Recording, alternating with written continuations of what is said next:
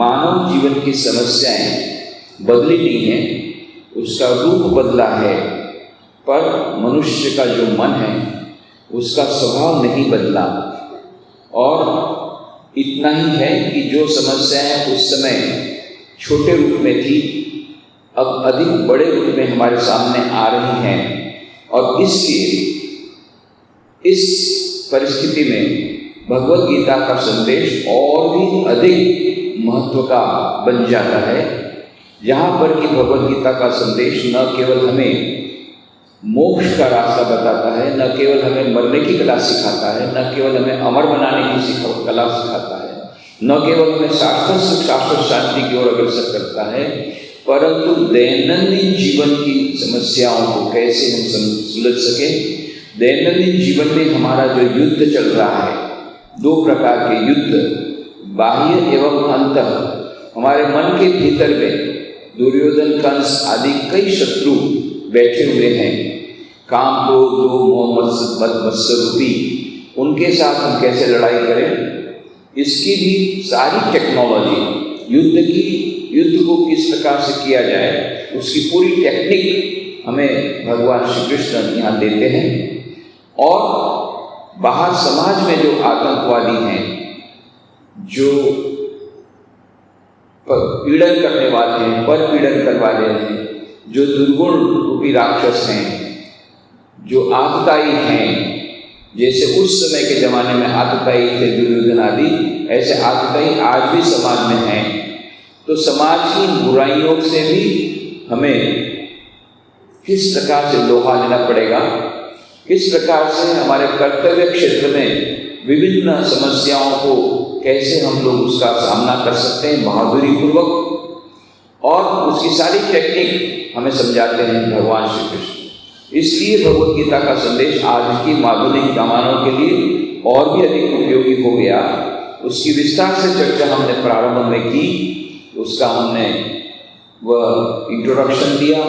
उसके बाद में भगवद गीता के जो ध्यान संबंधी श्लोक और महात्म्य संबंधी श्लोक, जिनकी आवृत्ति हम लोग प्रत्येक चर्चा के प्रारंभ में कर लेते हैं, क्योंकि हमने कहा था कि उसके अर्थ को हमने जानने का प्रयत्न इसलिए किया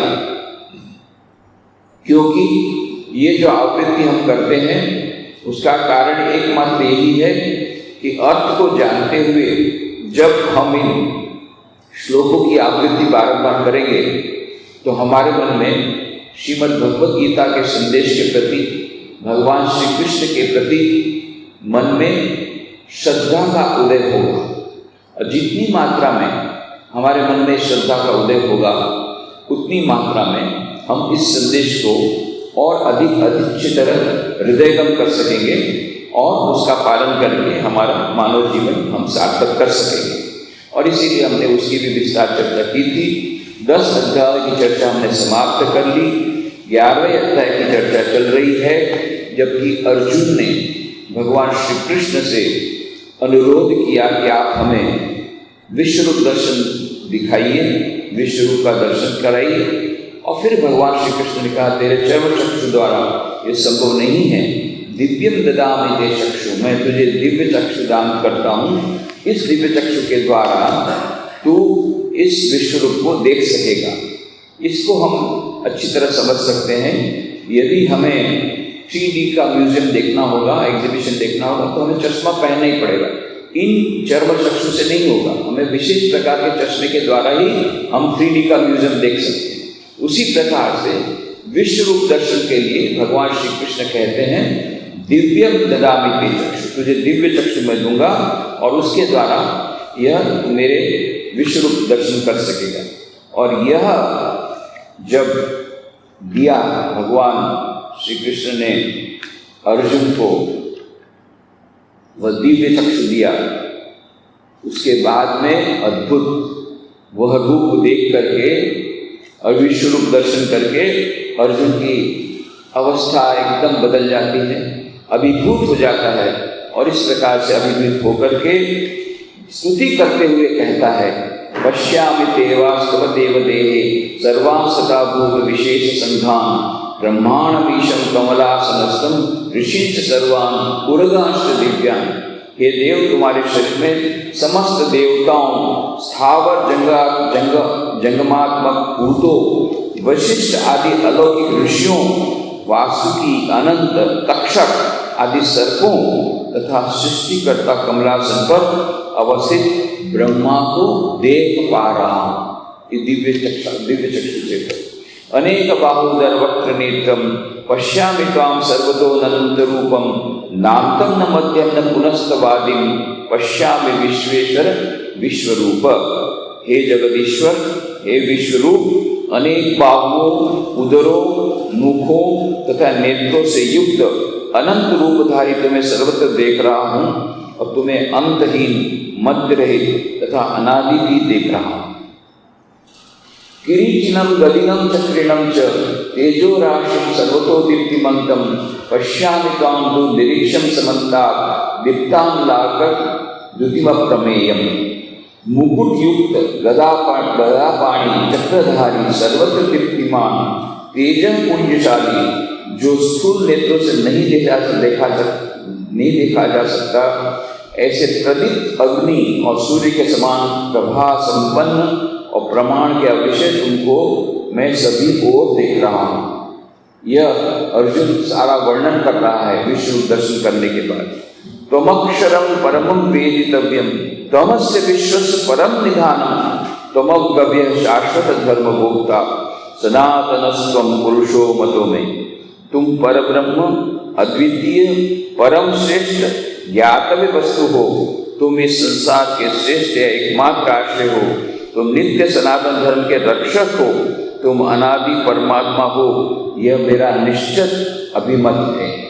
वही अर्जुन जो श्री कृष्ण के साथ सखा के समान व्यवहार करता था, उनके साथ रहता था, साथ खेलता था, साथ पीता, परंतु अब तक उसके पास चर्म चक्षु से जब दिव्य चक्षु आ गए तब लगा, अरे इनको मैं अपना सखा मानता था, अरे ये तो विश्व रूप है, ईश्वर स्वयं है। और तब जाकर के बोलता है कि मैं समझ गया तुम कौन हो।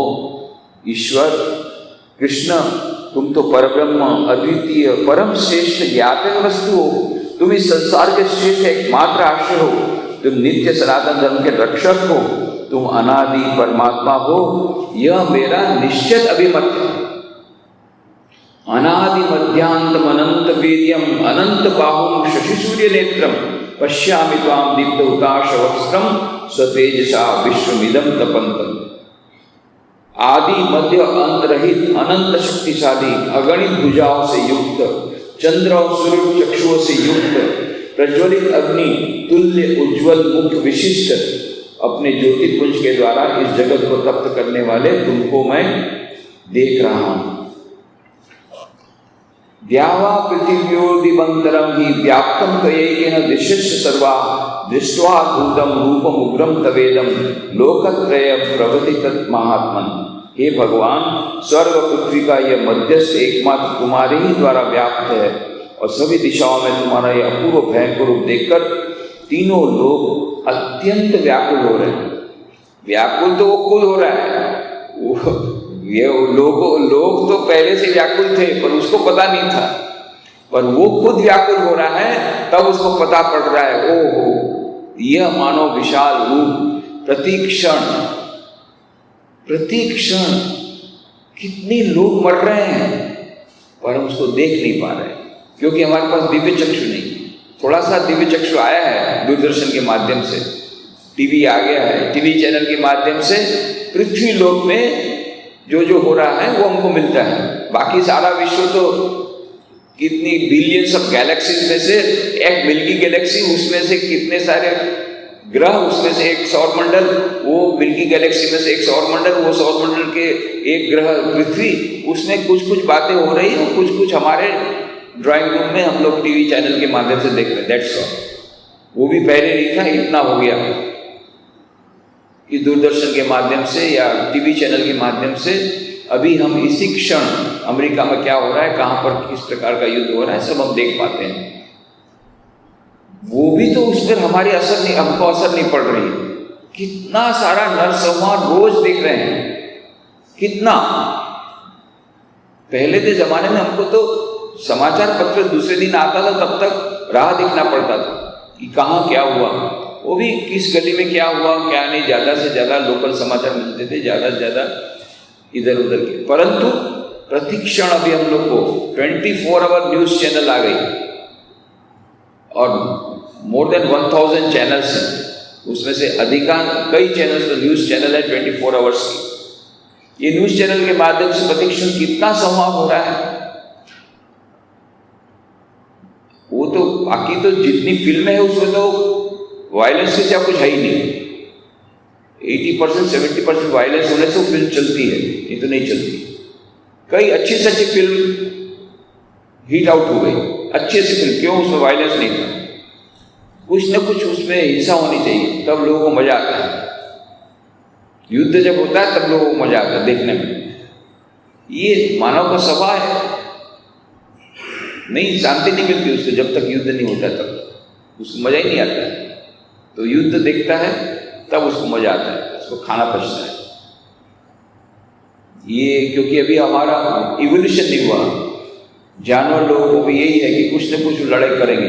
एक कुत्ते लोग अपने लड़के को मारेंगे, दूसरा कोई नहीं मिला खुद के लड़के को मारेंगे। सबसे ज्यादा जिलस रहता है कुत्ता अपने बेटे के प्रति, पहले उसको काटता है।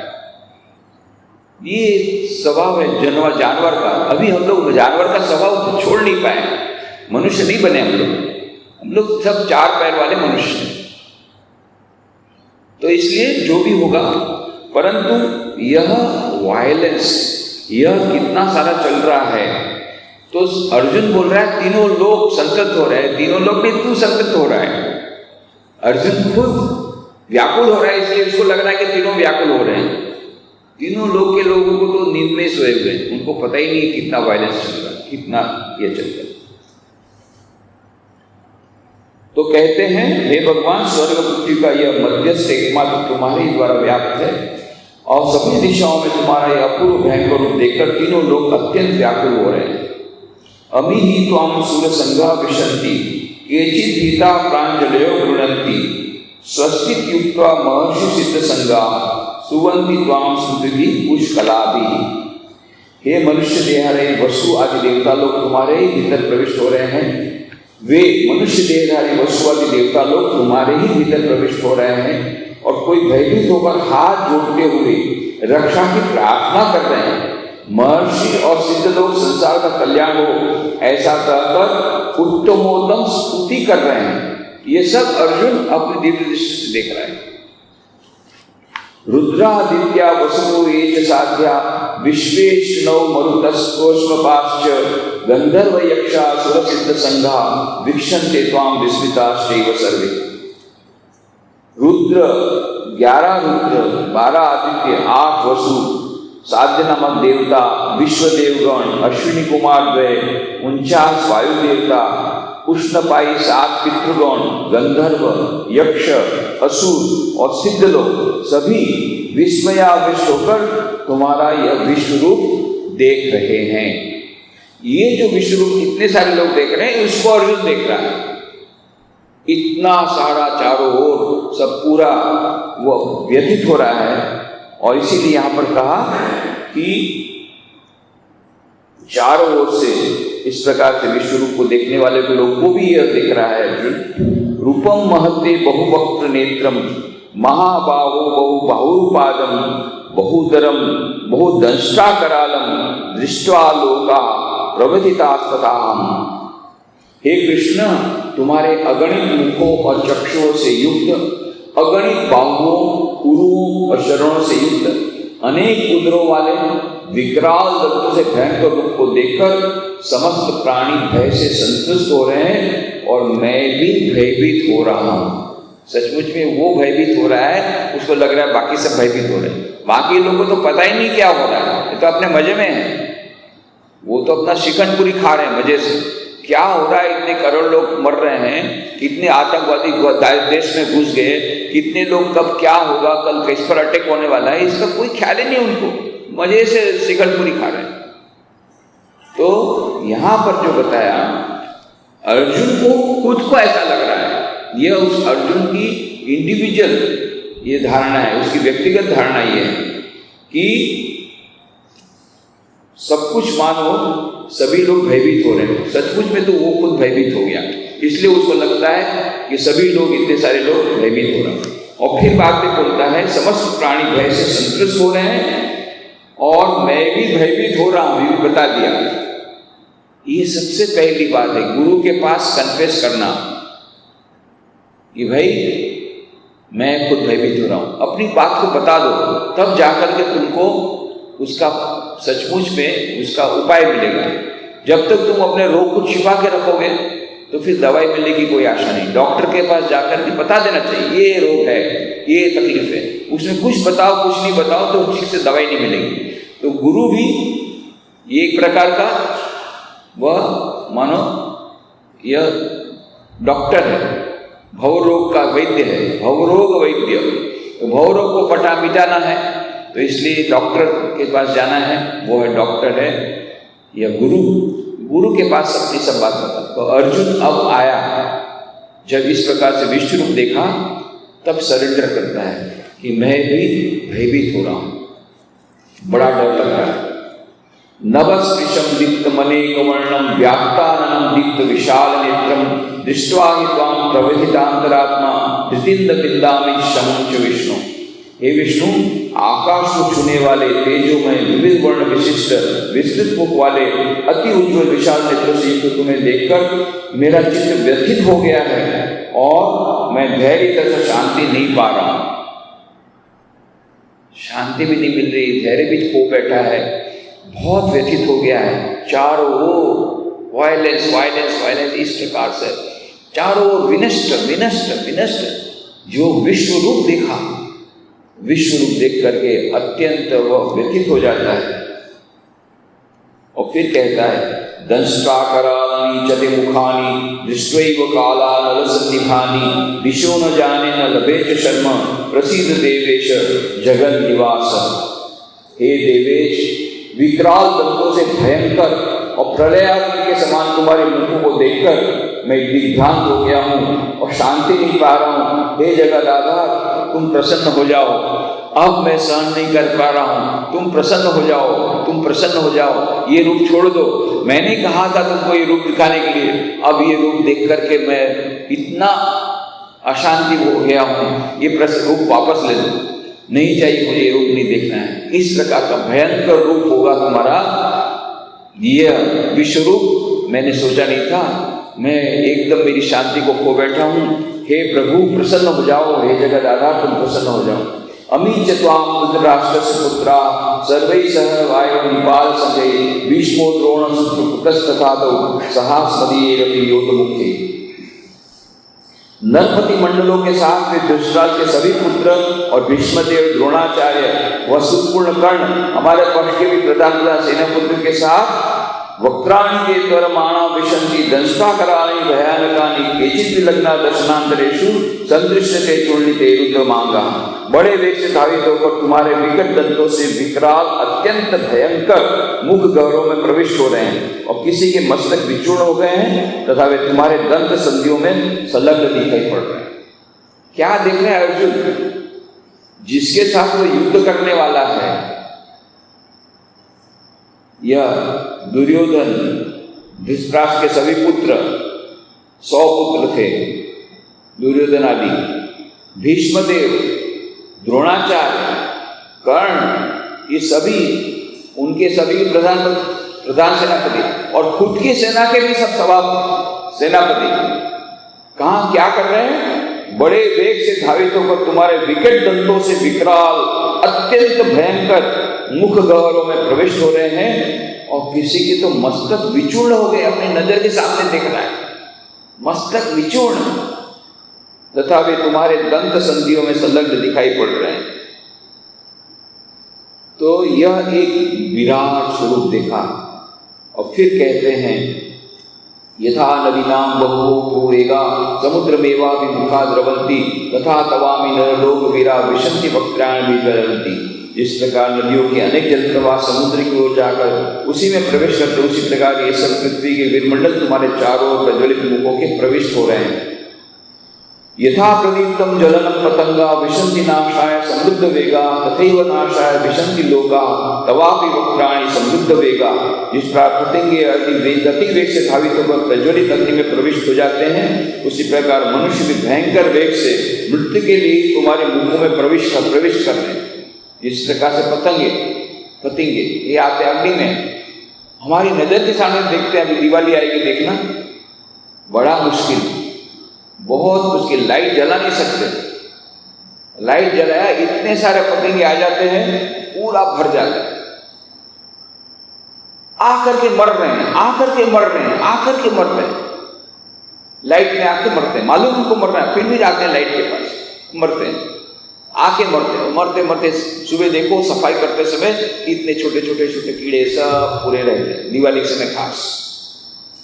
यही बोलते हैं ये सभी मनुष्य पतंगे के समान तुम्हारे मन में मुख में प्रविष्ट हो रहे हैं मरने के लिए।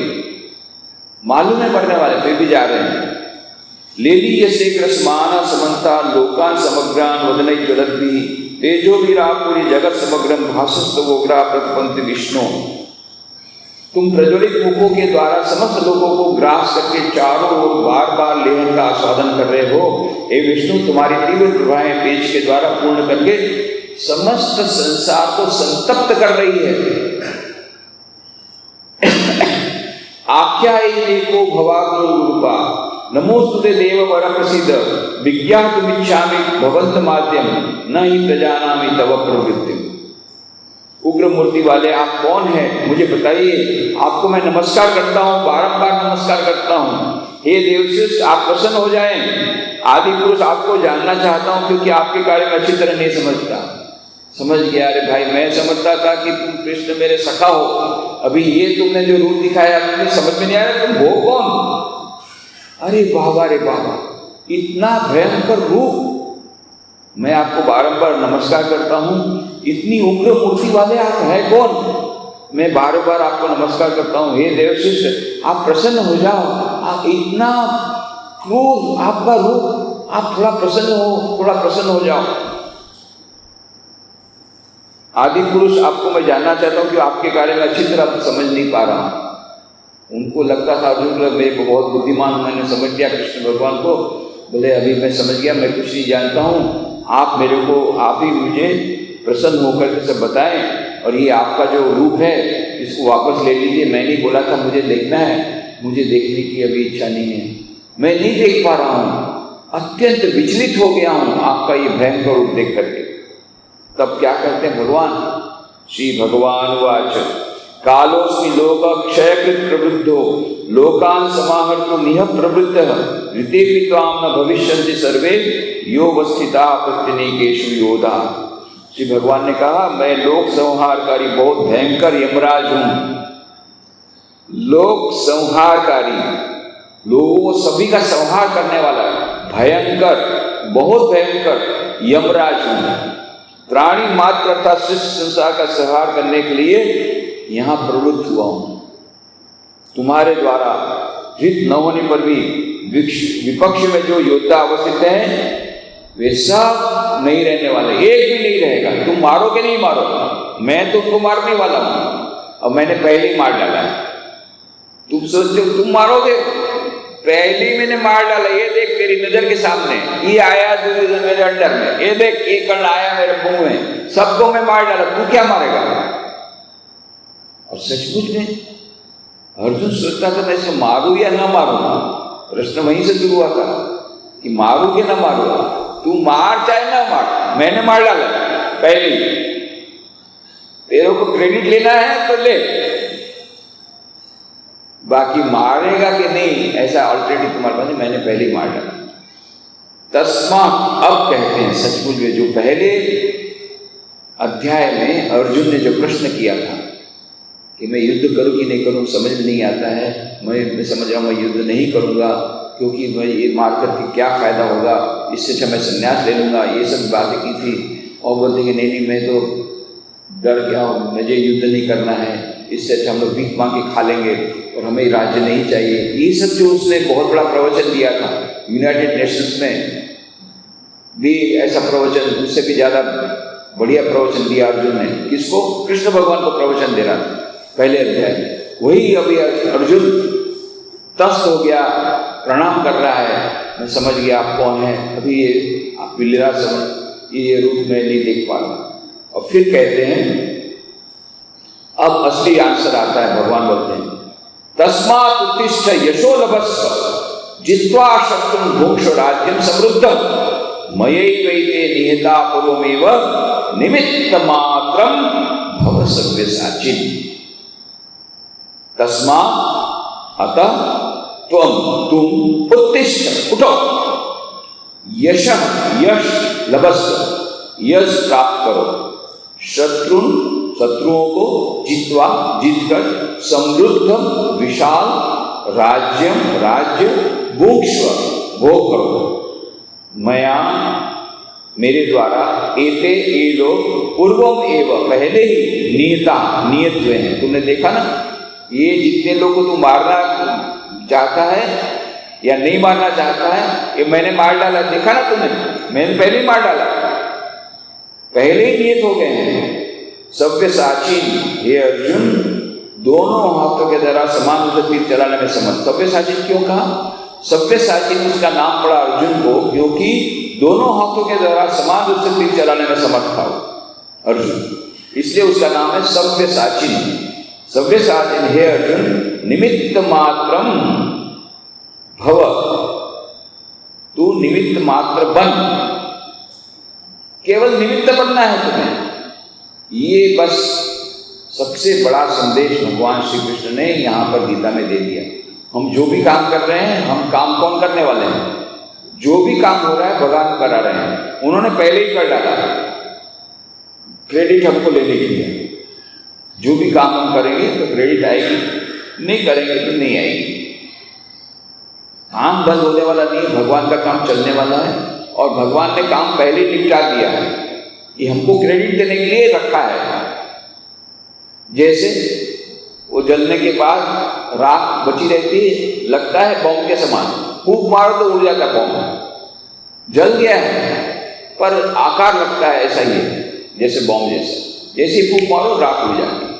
उसी प्रकार से भगवान ने पहले ही जला के रख दिया सब कुछ, अभी हमको केवल फूंक मार के क्रेडिट लेना है कि मैंने उसको मार दिया।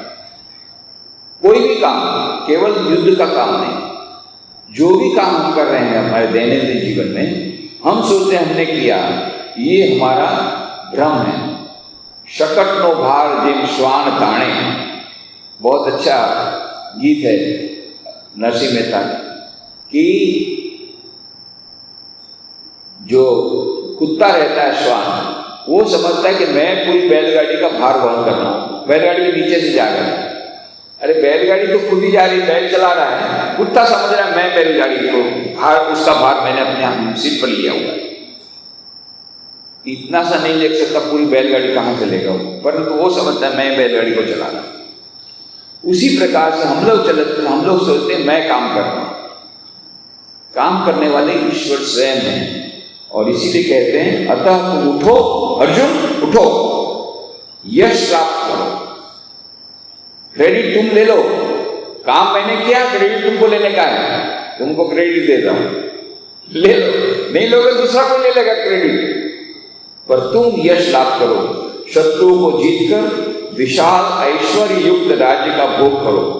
मेरे द्वारा ये लोग पहले ही नियत हो चुके हैं, दोनों हाथों के द्वारा समान रूप से हे अर्जुन, तुम निमित्त मात्र बनो। बस ये अर्जुन भगवान श्री कृष्ण का सबसे बड़ा संदेश, निमित्त मात्रम भव सव्यसाची। हमें मात्र निमित्त बनना है। कोई भी कर्म हम करें, हम अपने आप को निमित्त समझेंगे तो हमारे जीवन में अहंकार नहीं आएगा, पहली बात। दूसरा, डर नहीं आएगा। क्यों? जिस काम को करने में हम डर रहे हैं वो काम तो पहले भगवान कर चुके हैं, तो हमको करना क्या है? डरना क्या चीज से? यदि कोई काम होगा कि नहीं, सफल होगा या असफल, ऐसी चिंता आए, ऐसा डर आए, तब तो ठीक है।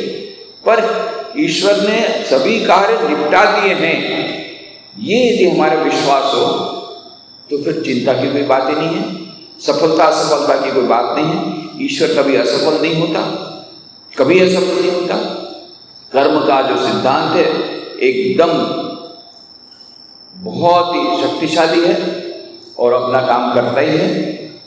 तो जिस प्रकार से कर्म का सिद्धांत अक्षुण्ण है और वह अपना काम करता है, उसको ईश्वर की शक्ति के रूप में हम जो भी कहें, पर वह अपना एक unseen power, unseen law of Karma, मेरे दिखता न हो पर चलता है, और वो जो चलाने वाला भी दिखता न हो पर वो चलता है।